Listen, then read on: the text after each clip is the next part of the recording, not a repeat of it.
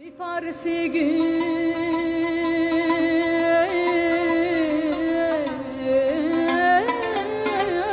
emkedden bir Türkiye söz sen boyun çimende.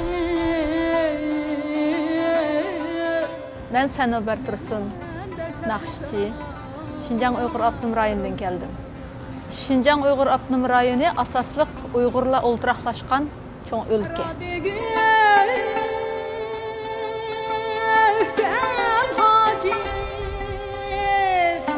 Sanubar is a pop star in her own part of the world.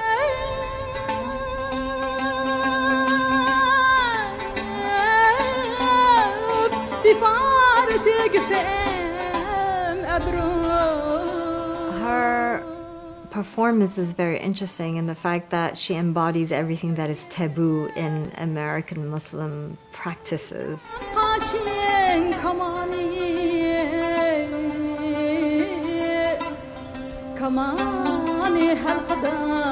Kichigimdan dutar chilib, naqsh etib cho'ng bo'lgan. Asosliq xalq naqshlarini o'rinlayman dutar bilan.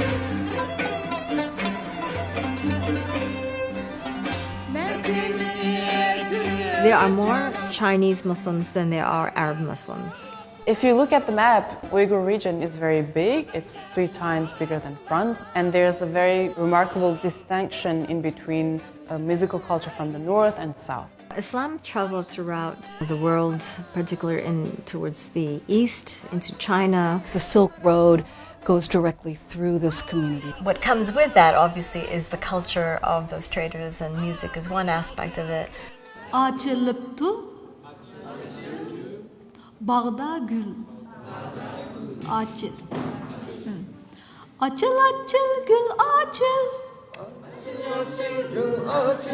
Albatta bizning mening so'zlayotgan tilim Uyg'ur tili.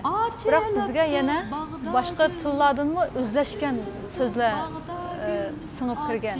Masalan, inglizcha atalg'ular, ba'zan muqam tekstlarimizda arab faris so'zlar bilan yozilgan tekstlar. Uyghur music has all these elements because everyone crossed by this region. You have all kind of different influences. Dutar biz Uyg'ur xalqining eng qadimiy an'anaviy chalg'ularimizdan birisi. Uyg'urlar odatda naqshi etib kelishda mushu dutar bizning naqshlarimizga eng etib kelishga qolaylik bir so'z. Bu g'ijak bizningki qadimki klassik muzikamiz endi. Bu burunqi qumul g'ijki va do'lan g'ijki asosida o'zgartib yasalgan. Masalan, bizning o'zimizning muzikasi serilma ovozda nihoyat ko'p. Yumshoq qattiqlik narsami ham ko'p.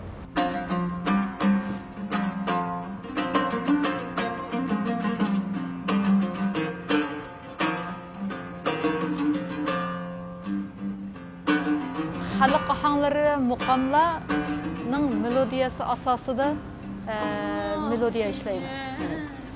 Uyg'urlar, Uyg'ur musiqalaridan uzun tarixga ega.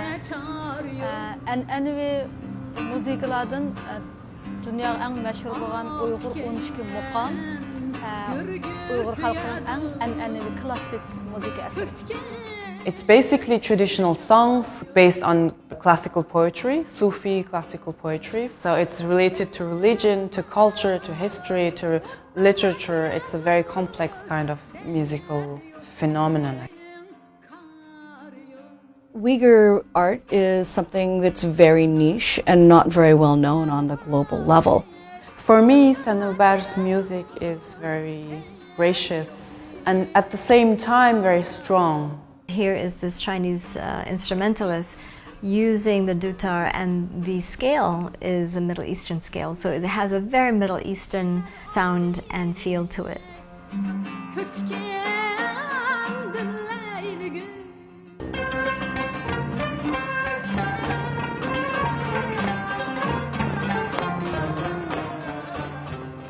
She is an icon of femininity.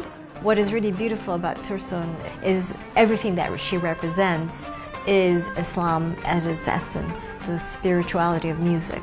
And yet she contradicts all that is the modern Islam. Uyghur müziklerini dünyaya tanıtış, insaniyetliğe düşündürüş, annekin yana bunundan keyin yana halkımız içinden özümün şagirdlerimni tarbiyelep çıkış.